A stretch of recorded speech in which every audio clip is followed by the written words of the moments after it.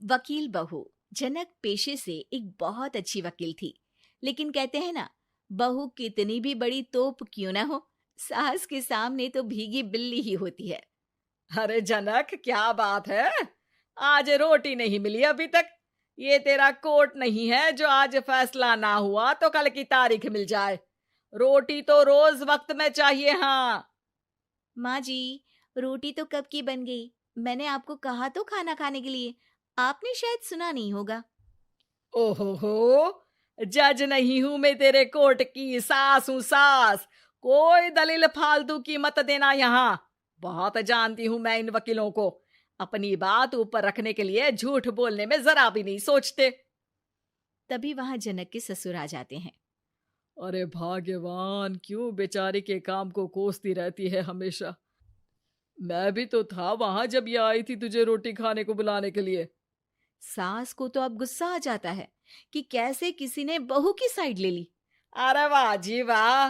वो तो मैं जानती थी कि कोई ना कोई गवाह तो ये पेश कर ही देगी। पर मैं तो अब सीधा खाना खाकर सोने जाऊंगी। मुझे आदत नहीं है किसी से बहसा बहसी करने की। पता नहीं कैसे ये वकील इतना दिमाग लगाकर खुद तो झूठ बोलते ही हैं, साथ में झूठे गवाह भी ले आते हैं। जनक को सास के ताने सुनने की अब आदत सी पड़ जाती है। एक दिन जनक वकील की ड्रेस पर काला कोट पहनकर कोर्ट के लिए निकल ही रही होती है कि अरे कहाँ चली काला कौवा बनकर? टोक दिया ना। अब कोर्ट तो वकील वाली ड्रेस पहनकर ही जाऊंगी ना।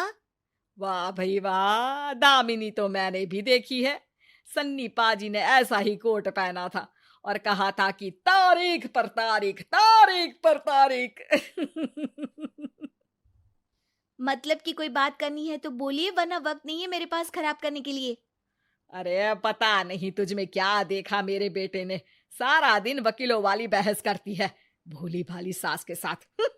अच्छा सुन, जो इतनी बहस मेरे आगे करती है ना, जरा अपने बॉस से कर ले, जो 1 साल भी ना हुए तेरी शादी को और काले कपड़े पहना दिए। अंदर जा और लाल कोट पहन कर आ, पता तो चले कि नई नवेली शादी हुई है। अरे माँ जी, कोर्ट में मेरा बॉस क्या करेगा? ये तो पूरे देश की ड्रेस है वकीलों के लिए। लेकिन सास तो ठहरी सास। अच्छा, तो कोई जरूरत नहीं है 2-4 साल कोर्ट जाने की।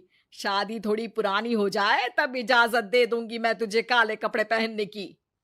अब क्या था, मन मारकर जनक को लाल रंग का कोट पहनकर कोर्ट जाना पड़ता है। उसके जाने के बाद आहा, बड़ी आई पूरे देश की ड्रेस की बात करने वाली। अरे पहना दिया ना लाल कोट।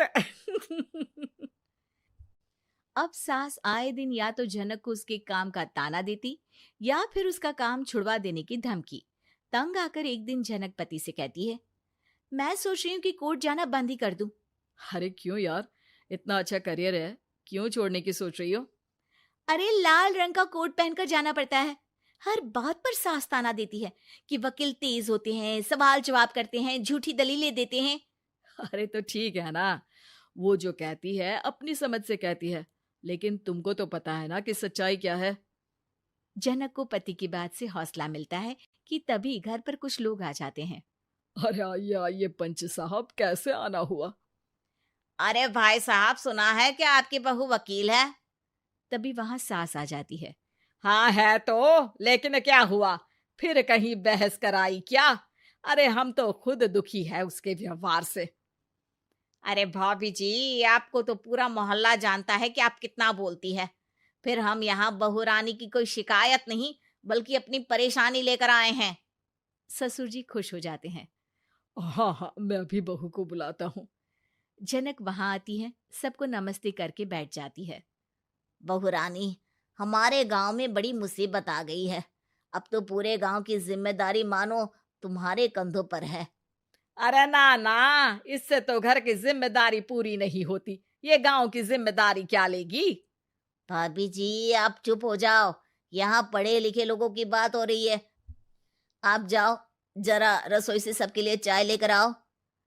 मैं कॉफी लूंगी। हाँ हाँ, वकील साहिबा के लिए कॉफी।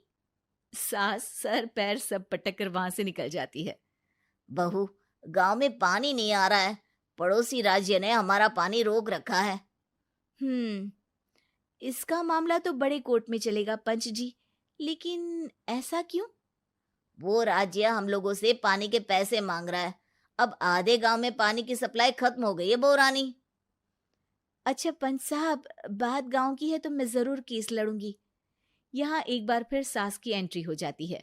अरे वाह जी वाह, ये काम करवा लो, आप हमारी बहू से बहुत अच्छा करती है। मैं हूं सीधी सादी सास। इस लड़की ने कैसे लड़ लड़ कर मुझे साइड कर रखा है, ये तो अब आपको पता चल ही जाएगा। अरे भाभी जी, आपकी आवाज तो पूरे गांव को सुनाई पड़ती है जब आप बहू रानी को सुंदर वचन सुना रही होती हैं। अरे वकील बहू मिली है, फक्र करो फक्र। हाँ जी हाँ, सारी फकर तो हम लोग ही करें। खैर, अब जो केस लड़ेगी और पानी गांव में आ जाता है तो पंच साहब लिख कर देना होगा कि हैंड पाइप में सबसे पहले मेरी बाल्टी और घड़ा भरेगा। अरे फिर तो हम बहू रानी के नाम पर घर पर ही सप्लाई दे देंगे, लेकिन ये इतना आसान नहीं है। बहू, गांव के पास अभी वकील करने की भी पैसे नहीं है तो।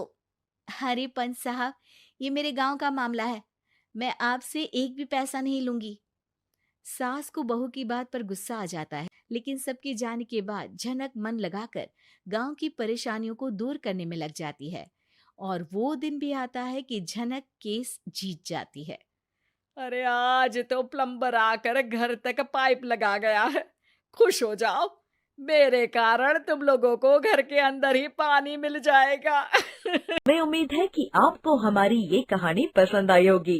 कृपया हमारे चैनल को सब्सक्राइब करें और सभी अपडेट्स के लिए बेल आइकन जरूर दबाएं। और हाँ, वीडियो लाइक और शेयर करना मत भूलिएगा। Bye bye.